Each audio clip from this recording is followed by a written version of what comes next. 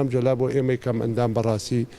زیاد لە حەد وەکو باوکێکی خۆمان بەبێ هیچ فەرق و جیاوازیەیشی بۆ کردوین ئیشەکانیشی دیار بووە. ئێمە وەکو کۆمەڵی پێشمەرگە کەم ئەندامەکانی سەنگەر مام جەلال بوو کە بڕیاری سلفەیدا بۆ پێشمەرگە کەم ئەندامەکانی سەنگەر. مام جەلال بوو کە توانی کۆمەڵەشتی و لە ڕووی معنەویەوە بۆ پێشمەرگە زەی دابینکردنی زەوی دابینکردنی سەیارە بۆ کەم ئەندامان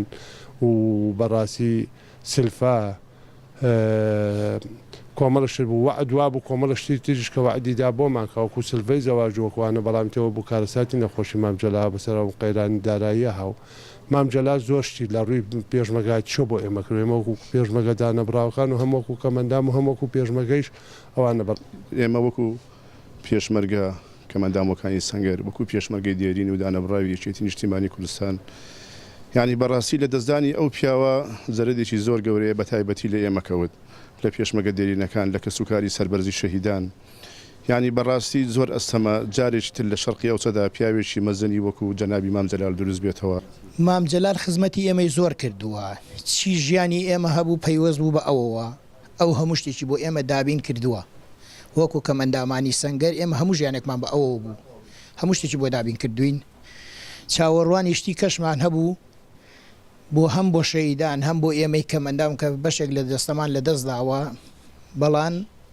مەرگ مۆڵەتی پێنەدا حەیف. جەلال زۆر بەرز بوو زۆر بۆ هەموو نەک بۆ هەر ئێمە بۆ باوکی هەموو میلەت بوو باوکی هەموو میلەتی کورد بوو یعنی بۆ ئێمە هەر باوکێکی تاو بەنین بوو بەڕەحم و بەزەی سەحاب بەزەی بازیانە کرد بە دوو قسە جەنابی ئێمام تێگەیش لە معاناتی کەمەندان بە دوو قسە تەنها دوو قسە نە بە چەندین یاسا خەڵکێکی سا تێناگات نە بە چەندین هاوارکردن کەس تێناگات نە لەوەی کە خەڵکێک و کەمەندامێک لە دەریای ئیجە دەخەنکێن و کەس تێناگات نە لەوەی کە خەڵک کەمەندام برسیە و بێ کەس و بێ حاڵە کەس تێنادەگات نە بە دووشە تەنها دووشە وتی تێگەیشتم و ئەوە لە مامی خۆتان نوەر بگرن من ئیمزام کرد هەر لە ئێستا حسابی کرد بەڵێ مامم بوو ئەو اتفاقینی و دەوڵەتی تایبەت بە خزمەتکردنی کەمەندامانی ئیمزا کرد لە سەراستی نێو دەوڵەتی هەروەها فشاریشی هەبوو لەسەر حکوومەتی فیدرال کە پرۆتۆکۆلەکەی ئیمزا بکات و تحملی هەموو مەسئولیەتێکیش بکات. پاڵپشتی و پشتیوانی هەڤاڵ مام جەلال بۆ نابینایان و خاوەن پێداویستیە تایبەتەکان لە سەرەتای ڕاپەڕین لە ساڵی 92ەوە دەرکەوت کە ئەم پیاوە جێدەستی خۆی بۆ خاوەن پێداویستیە تایبەتەکان دیاری کرد. ئەویش لەوە بوو لە ڕێگەی مەکتەبی ڕێکخراوەکان کە ئۆرگانێکی یەکێتیە هەستان بە دروستکردنی ئەو ڕێکخراوانەی کە ئێستا خزمەتەکەن هەر یەکەیان بۆ توێژی خۆیان هاوکاری و پشتیوانیان بۆ ئەکەن و لە ڕێگەی ڕێکخراوەکانی خۆیانەوە خەڵکانی تر هاوکاری و پشتیوانیەکانیان ئەگەیەنن و حکوومەت کاریان بۆەکە و پشتیوانیان لێکە. ئەمە یەکێک بوو لەو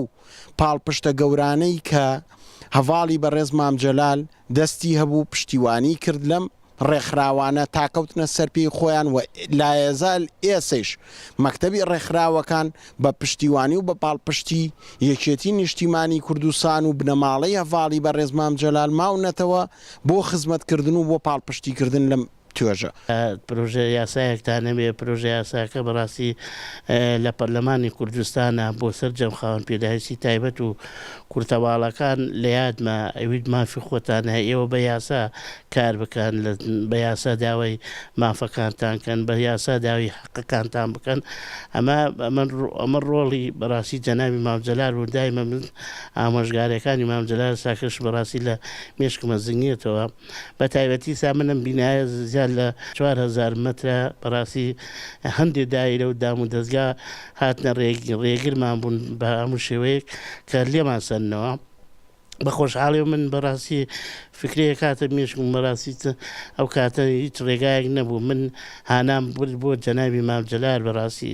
مامی گەورەمان بە تایبەتی وتی چێتە ڕێدان من مامە جانێمە هیچ کەس هێکمان نییە ئەمە وەلای جەنابەت ئەمە ئێمەش بینایەکمان هەبێ خواست و هاواتەکانمان بەڕاستی ئەممان پێکەوە هەموو ئەندامەکان لە شوێنێک کۆبینەوە برادرانی تێگەیان وتی بزانە چی کەسێکە بەڕاستی ئەمە هاتنەتە ڕێگریان بەشێوە بە خۆشحاڵیەوە خێری پێوە بوو مام هەردەکەشی بۆ ماوەرگرووە هەرکرێ پرۆژە شامبینایش سامبینایەت بە خۆشحاڵیەوە خەونی کورتەواڵەکان هاتە دی لەسەر دەستی جەنهەمی مام چەدار